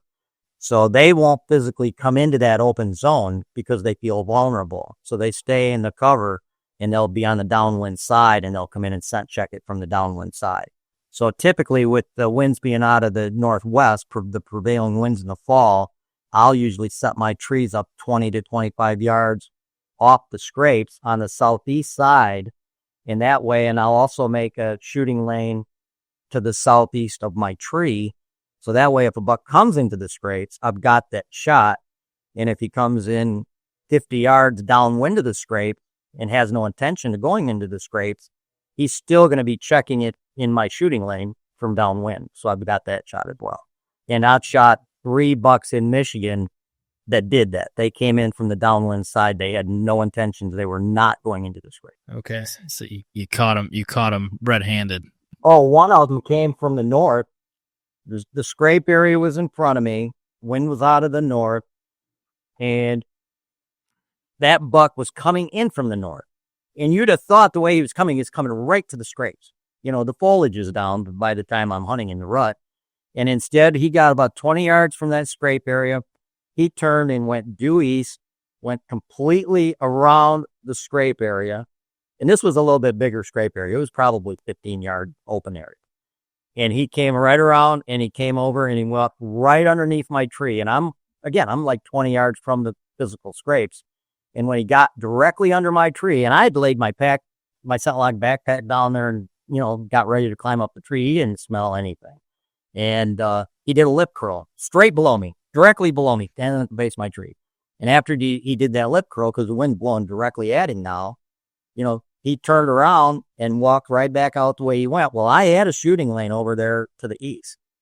And when he was first coming in from the north and he turned and went around east, I saw he was going to go through that lane. And I grabbed my bow and I swung around 180 degrees on the opposite side of the tree in my saddle. And by the time I got around and ready, his ass was going through that shooting lane. So I couldn't shoot. So when he came back around here and then he did a lip curl to scent check the scrape area, he was leaving. And I thought he was going to continue going south because there was another bedding area to the south. But he turned around and followed his exact same tracks. He was going back around to that bedding area to the north. And so I spun back around the tree because I had spun back this way. I spun back 180 degrees. And then when he went through that ling, I shot him. But he was checking it from downwind. So you play that into your setups on those scrapes. Is like, I'm expecting him to hook and come use the wind to come in and check this scrape. Like you play that into how you set up on the scrapes? Yeah. According to what the typical prevailing wind. Is it typical like prevailing wind during a cold front or just prevailing wind the majority of the season? Okay. Cold front. I mean, and I will typically wait and hunt those spots when the wind is right, where I'm going to be physically downwind of the scrapes, and deer coming in from downwind are going to be downwind of me. Mm-hmm. That makes sense. I never get one. Yeah, that makes sense. This is kind of a hard transition here, but I've been thinking on it a lot today on kind of how I'm going to present this to you. I touched on it last time with you, which I know is a year ago, so I'll re-explain the situation. On public, probably not near as pressured in this area as what you see in Michigan. There's this old 2-track that I assume a logging company made, and it's kind of overgrown, but it has scrapes, rubs, all lined out throughout this 2-track, probably 2 miles off from the nearest road where you have to park and then get out and walk and stuff. On one side to the right, it's a pretty good elevation decrease, and it kind of funnels down into this little dried creek bed, but there's probably nipple high tall grass. It's kind of like an overgrown little select cut. Then on the left, it's just a sea of pines, probably a couple oaks. Well, not only did the scrapes and rubs... White pines or spruce that grow to the ground, or white pines that are open under? The ones that have greenery on them. I'm horrible at naming my trees, so well, spruce trees grow all the way to the ground. White pines, as they get older, there'll be a 6 or 8 foot. Oh yeah, no, they start 8 foot up. Yeah, correct. But so yeah, there's those pines, and I don't think we have very many. I don't think we've ever seen any spruce over there. Now that you mention it, but I guess my question is, that's what they use, that nipple high, overgrown grass, from what we've seen, to bed in, especially during the rut. It seems like they really like chasing all up in that, but this was early season, so they're still kind of focused on food like acorns. And the rubs and scrapes kind of caught my eye, but what I noticed was in areas that had maybe those good dropping oaks in the more non-thick areas, kind of like that old 2-track, it seemed like it was easy pickings for them, and that's where they kind of liked feeding. Now, I didn't know if you had a preference on that or an opinion on whether that's better to kind of focus in on those areas close to the cover, or possibly find that good dropping oak, or maybe even set up in a tree that is more hidden, that the deer might have to work a little bit harder to find that food. But do you kind of see where I'm going with this? Yeah, I know exactly where you're going with this. I talked about that today in the audio part of the book. We'll probably hear one. So it depends on the pressure. You guys are Ohio? Or Oklahoma. Oh, Oklahoma. Okay, Oklahoma, in my opinion, and I've scouted people's property down there for them before, Oklahoma doesn't get a lot of pressure. So Oklahoma, even on your public lands, you're not even remotely close to the amount of pressure we have.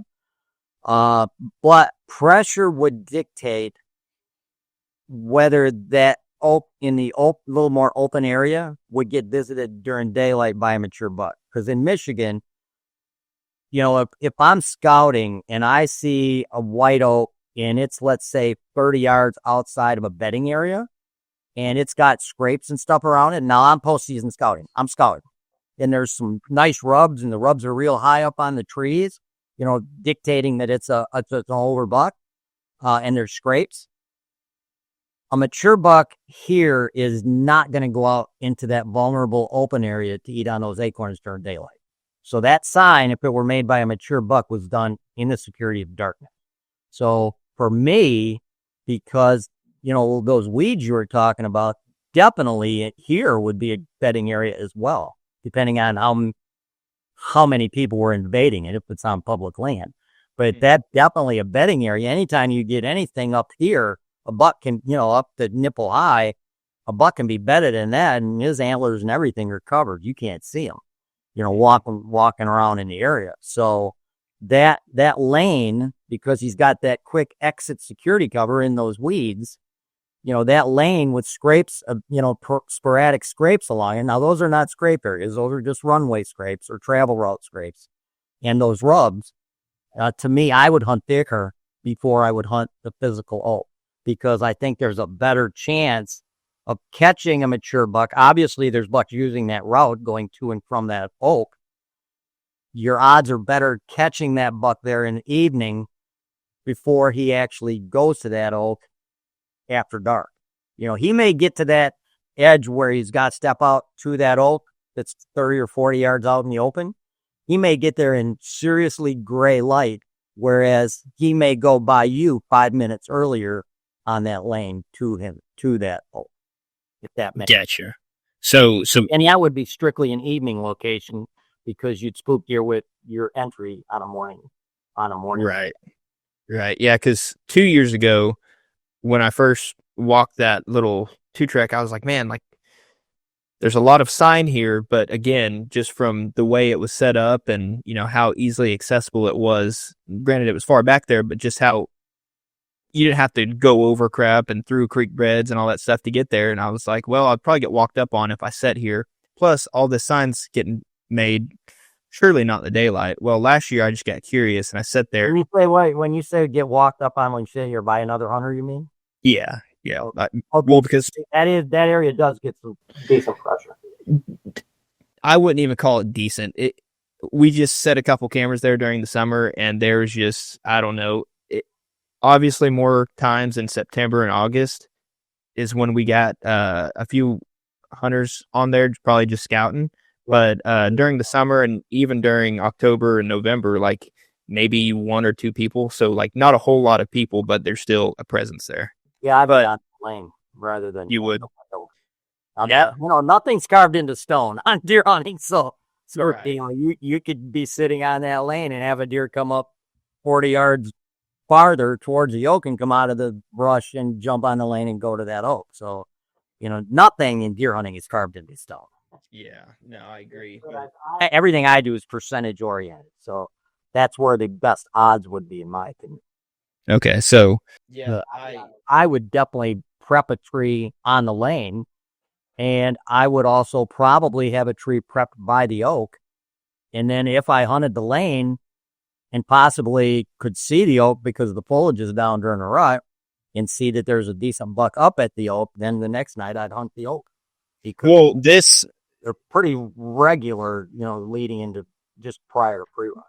Yeah, I'm with you. But this particular one, like the oak is basically like this little lane I'm talking about, the little 2-track, is probably, I don't know, maybe 10 feet wide, like just big enough to get a tractor and probably an 8-foot brush hog through it or something like that.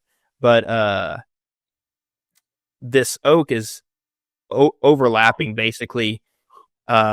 It's dropping on the 2-track and then dropping a little bit in the security cover, in which what I talked about, it being nipple high, and in some instances, like it's well over your head.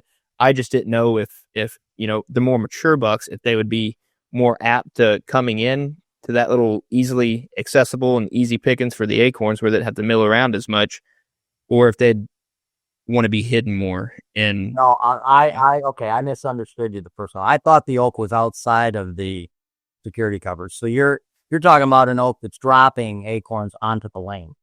Yes. I would want to be at the oak. Hands down, I'd want to be at the oak. Okay. Yep. Because there's always the chance that a buck's not going to be coming up that specific lane, even though it's got scraped and rubbed on it. There's always a chance he could come in from the other direction, because I'm sure those weeds go the other way as well. So he could come in from the other direction or whatever the case may be. Anytime the food location, which that oak is, has security cover at it, which that does, because it overlaps the lane and the weed, you always want to be at the destination location. That's one of the cool things about a saddle. It's pretty hard to find a destination location where there's not a tree suitable for a saddle. Whereas a lot of times you'll find destination feeding locations like oaks or beech nuts or chestnuts, where you have to set up pretty far away from the actual destination spot because there's no trees there that will accept your tree stand. Yeah, it's a good point. One of the other things I wanted to talk to you about, because we've kind of alluded to it and mentioned it a couple times throughout the show now, is obviously you're a pressured public land guy and a free permission guy. What is it that you have kind of, I guess, against growing deer or TV hunting in general? I don't have anything against people that own their own 80 acres or 200 acres or 40 acres that manage their property if they want to put, what I think doesn't matter anyway. If it's right, whatever the hell they want. Yeah. But I don't have anything against that. What I do have serious problems with are TV guys that pawn themselves out as professionals when if they went to public land anywhere where there's any pressure, they wouldn't have a clue what to do. They're hunting in pristine property with no competition, and they feed this BS rhetoric to hunters that eat it up because they're killing big bucks. And I just don't think a lot of hunters realize how fantasy land type properties these guys are hunting. They're hunting out of box blinds on food plots or next to standing cornfields, and there'll be 3 or 4 big bucks come into it 2 hours before dark. That is not reality hunting.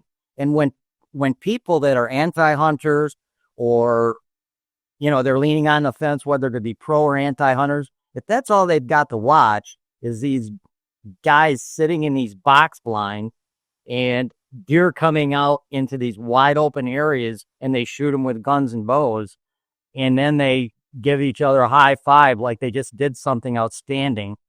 No, that gives hunting a bad name. I think TV shows give hunting an extremely bad name. And I was on a flight to West Virginia. I was scouting the guy's property for him. He owned under 20 acres.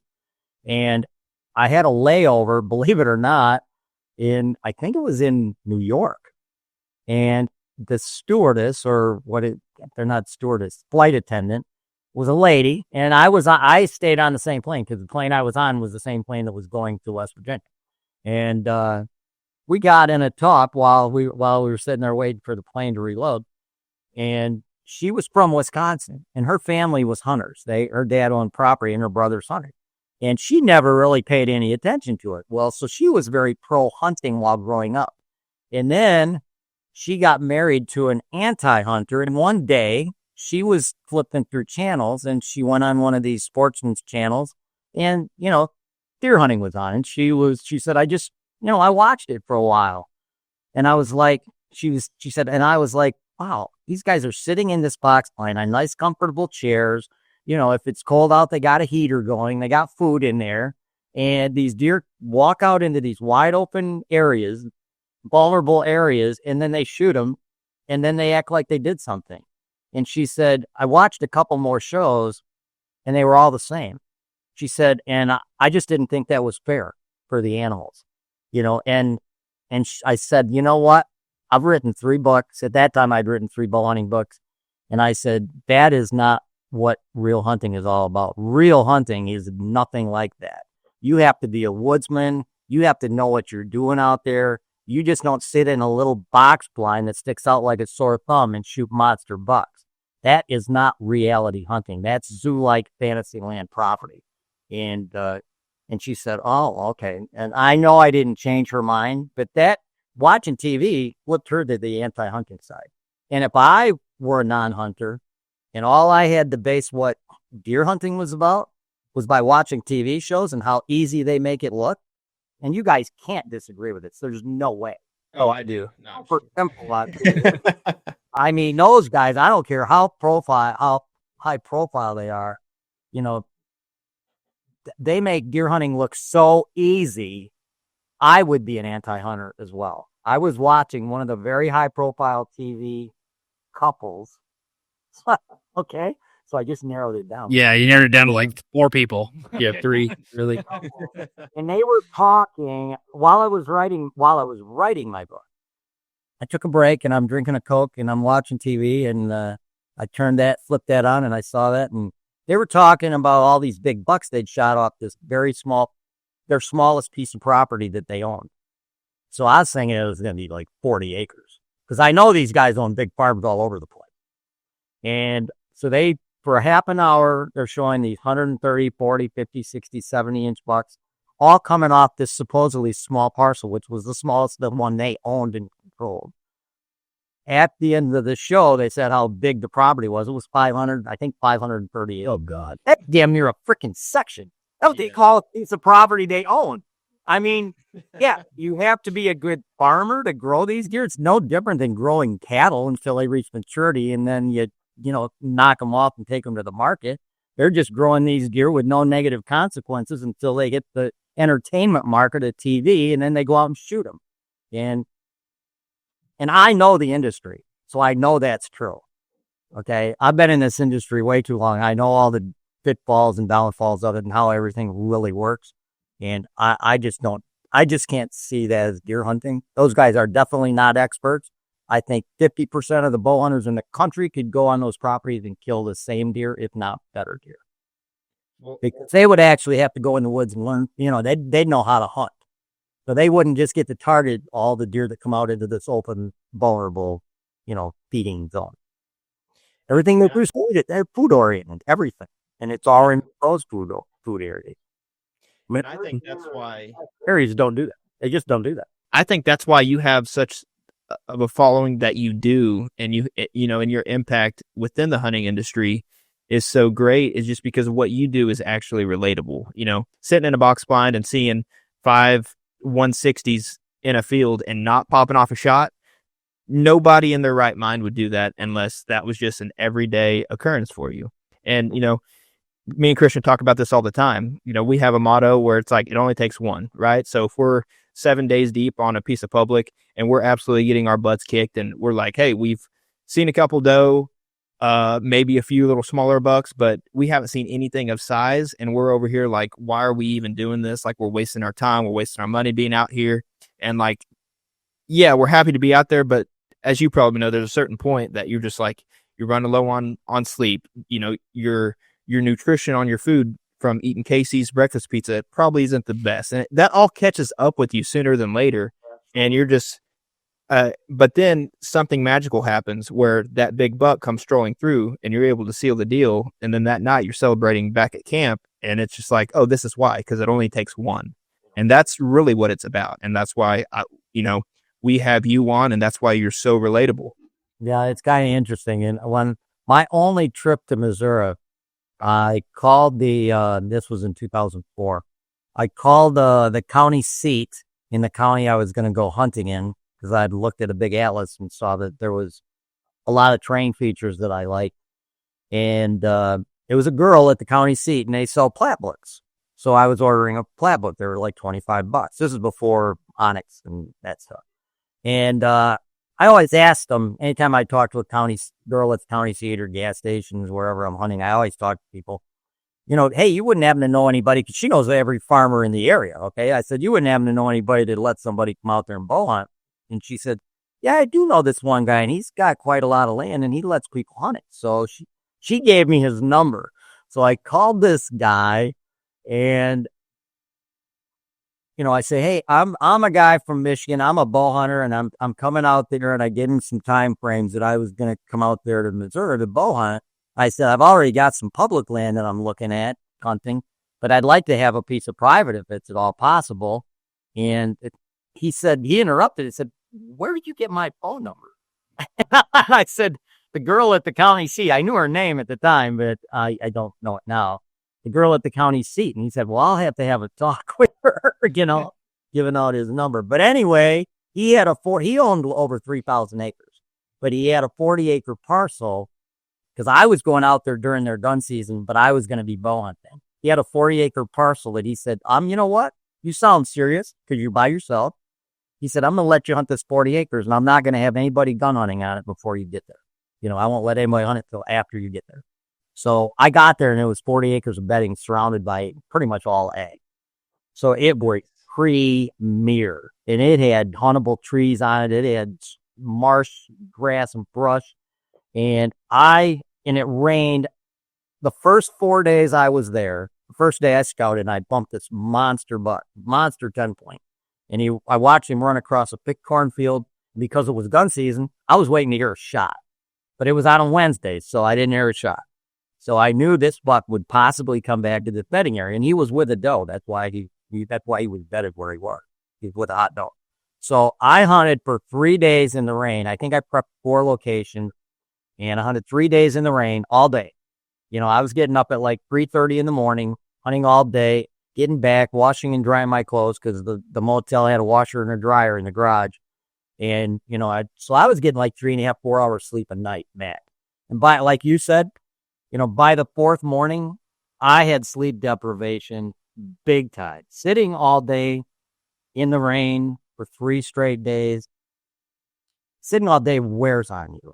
So the alarm went off and I hit the snooze. The alarm went off again. I hit the snooze. I just did not want to get out of bed.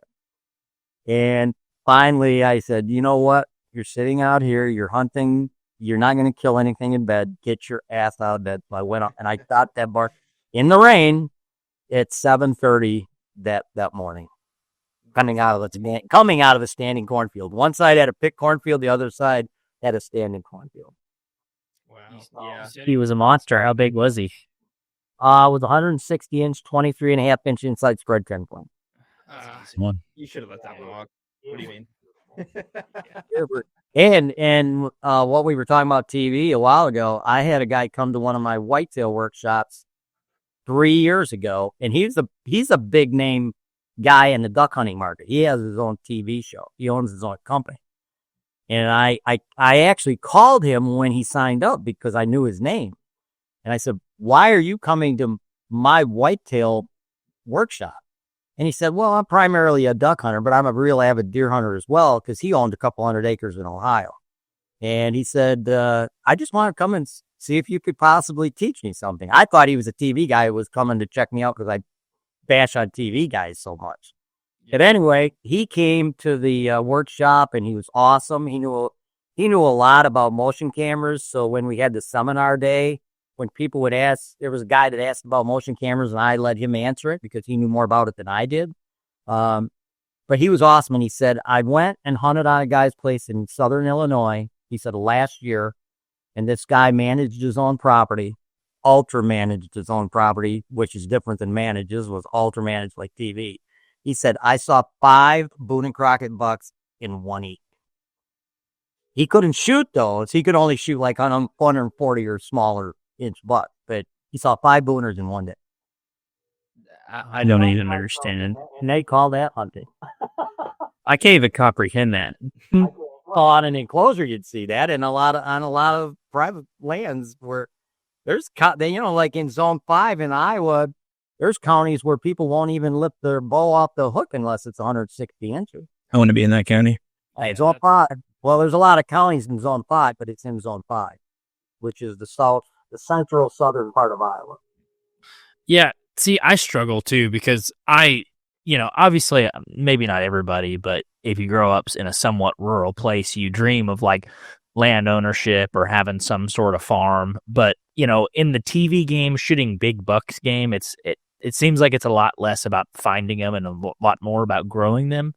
And that kind of puts a little bit of a sour taste in your mouth because you're like, is this a hunting scouting game or is this a land acquisition game of if I just get a bigger, better piece that's more managed and I can afford more than you, I can kill bigger than you.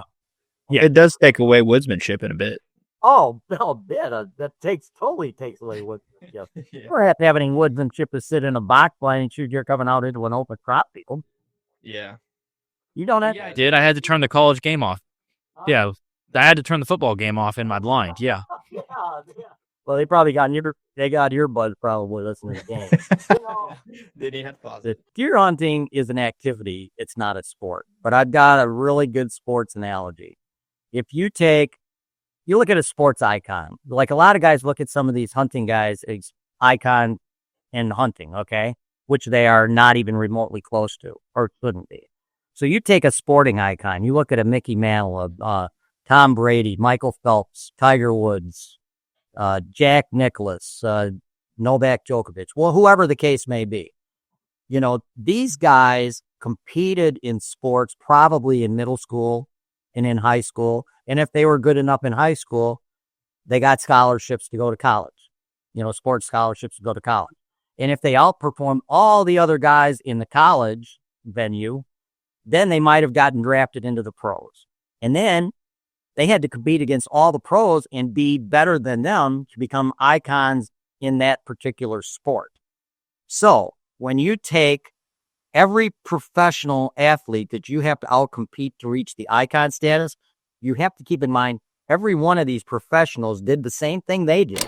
The Hunter's Advantage podcast is brought to you by Out on a Limb Manufacturing. We've been using Out on a Limb for many years now, and this upcoming season will be no different. When it comes to good saddle hunting gear, I think of weight, packability, durability, and efficiency. And simply put, Out on a Limb checks all of those boxes. Before we got into saddle hunting, I'd be going back and forth, taking either a climber or hang on. And an issue I found was as I'd be walking through the woods, it seemed like it would always get hung up on something, whether that be low-hanging limbs or a patch of saplings. And not only does that get annoying, it's not very stealthy either.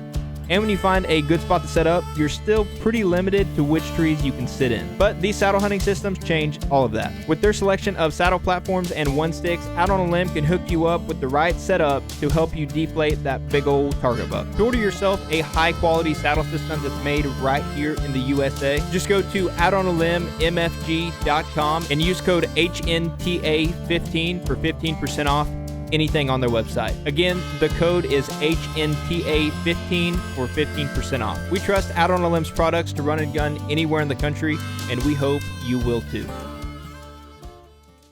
They have these pyramids of people that they had to outperform to get to where they're at through high school and through college. Everyone that they're outperforming in the pros had to do that same exact pyramid thing when they were growing up. You follow what I'm saying? Yep. Okay. So once they reach the icon in a sport, you've got to keep this in mind. They'd competed against thousands, if not millions of people in those pyramids on the same exact playing fields, swimming pools, tennis courts, basketball courts, or whatever. So they've competed against thousands of people. They reach that icon status. TV hunters compete against nobody. They have no competition.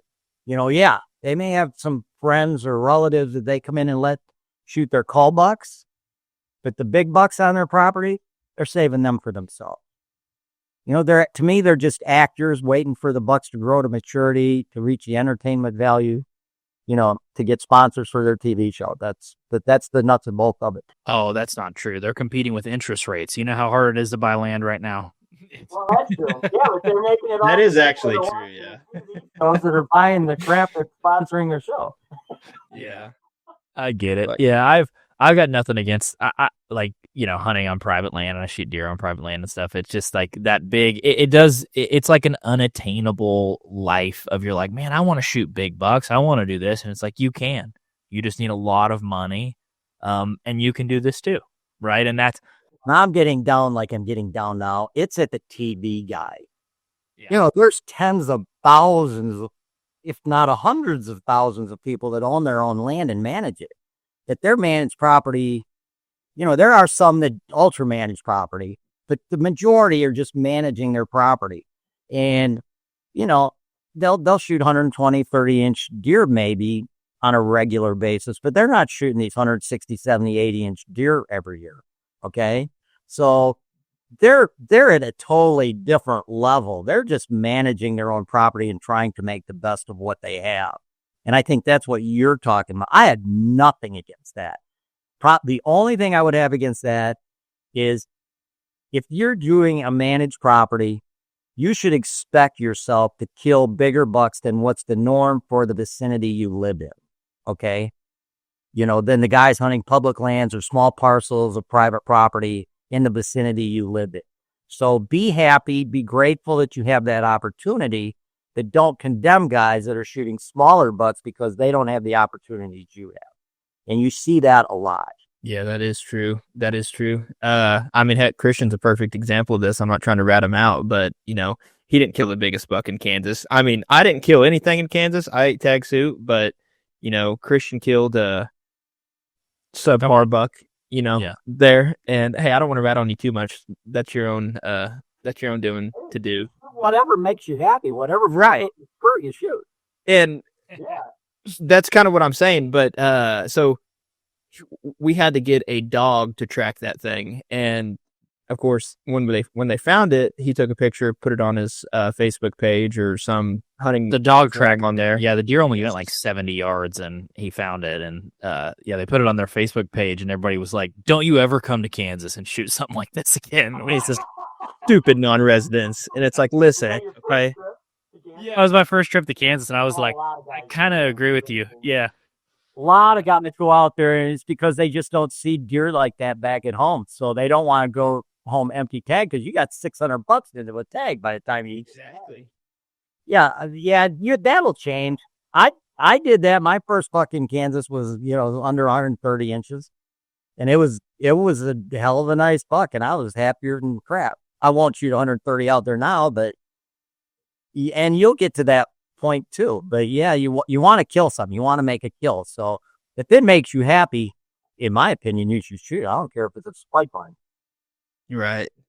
No, I agree. So John, you've touched on your book a few times, and I got to ask, what is your favorite chapter? In my favorite chapter? Yep. What is your to favorite? Take something away from to make them far more successful. The scent control chapter, hands down. Scent control chapter, and then probably the saddle hunting chapter would be a distant number 2. The scent control, not having to pay attention to wind, is the biggest game changer there is in deer hunting. Hands down, there's not even anything close. When I went from a tree stand or putting pieces of 2x4s and 2x6s in trees to hunt from to a saddle, that made a big difference. My opportunities went up big time. But when I went to scent control, that was a big game changer. To give you an idea, from the time I started bow hunting in 1965 until through 1996, I shot 10 book bucks. That's while I was paying attention to wind, hunting the wind exclusively. From 1997, when I started properly using scent lock, through 2024, I've shot 49 book bucks. So in almost 10 years shorter time frame, I've shot 39 more book bucks than I did in a 32-year time span. You're probably just washing your butt a little bit better is all. Soap got a lot better. Hey, I can clear out a tent too, but I'm just saying. And I'm not a big, the name scent lock, people think I'm an advocate or I'm a pro scent lock guy. I just use scent lock because it's the only one that has activated carbon because they've got the patent on using it. So if it were somebody else, it'd be somebody else. It's just that I'm a pro activated carbon guy because it absorbs all my odors. It has nothing to do with the name scent lock, but scent lock just happens to be the company that owns the patent on it. So that's why it's. Yeah, no, I'm just pulling your leg. Trust me, I've had my leg pulled a lot on the scent lock deal. Yeah, that's funny. I pulled a lot on knocking the TV guys because, so many people look up to those guys, and I'm not afraid to knock them down because I don't think much of them. Well, I'm okay. I think everybody needs to take their licks. Like, I think it's fun to make fun of saddle hunting people every once in a while, and then if you've got a vindication towards TV hunters, do your thing. As long everybody should be able to throw punches. It's fine. I do realize the TV guys, that's how they make their living, and some of them have made they're multimillionaires because of it. Yeah. I just think it gives hunting a bad rap.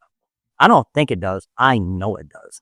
Yeah, I think that's a fair point. But John, we really appreciate you coming on. As always, it's always really fun talking to you. You're a wealth of knowledge, and we learn something every time we talk to you. And you talked about your books, kind of throughout the podcast a little bit. Where's the best place for people to pick up your books? I know you got an audio book coming out too. So tell us about that. These are the books. They're a 3-part book, so there's 3 volumes. Okay, that's volume 1. It's called Ultimate Guide to DIY Bucks. And then there's a volume 2, and then there's a volume 3. Now, when I wrote this book, I divided up the chapters into these 3 volumes in the sequence I felt they should be put. So you almost have to have all 3 books for them to make sense. Because the first book really lays a big foundation for the information on how to scout and how to hunt throughout the season in the other books.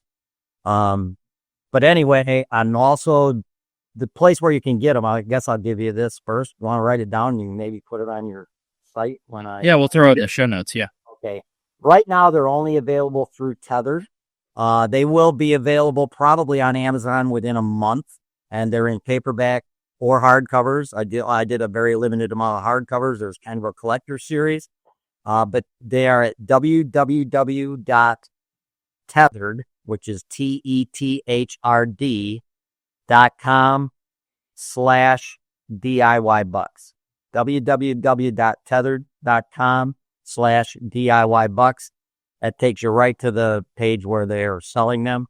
And I am currently working on the audiobooks. I'm doing the narration myself, which is painstakingly long and difficult, in my opinion. They should be out, I'm guessing, by June. And they will be on Amazon as well as an ebook. And that'll be a free series deal as well. There will be free audiobooks. I'll be looking forward to the audio ones. Unless you have a whole lot of pictures for me to look at in your paperbacks, I'll be sticking audio. There are 78 deer hunting and deer hunting related pictures, and there are 84 kill stories. A couple by Mark Kenyon, a couple by Garrett Prawl from DIY Sportsman, a couple from Greg Godfrey, a couple from Ernie Power, the owners of Tethered. And I think I've got 72 or 74 kill stories in the book. And they're very condensed. They're 3 to 5 paragraphs each. And they're put in the book where they lend credibility to what you're reading at the time. So there's a lot of photos in the book. And when you're actually listening to the audiobook and you're talking, when you're reading like the saddle hunting chapter's got a lot of pictures of gear and, where you need to put your steps. It talks about the weak shot, the strong shots, step positions in the 12, 1, 2, 3, like a clock, the different positions. The saddle hunting chapter has a lot of gear related pictures, but the book has a lot of deer related pictures also, bucks working scrape, working licking branches, doing other things. And there's also a chapter on fake tactics, and that's pretty long. That's using scents, rattling, decoys, grunt calls, tarsal glands for drag, real tarsal glands, not commercial ones, urines and stuff like that, and real as opposed to commercial. But anyway, there's just a ton of information in these books. I poured my heart and soul into these for what that's worth. Yeah, I mean, heck, I would say so. You about lost interest in it for a while, so I mean, there's probably a lot of thought put into it. Yeah. There was. I wouldn't do it again. There's no way.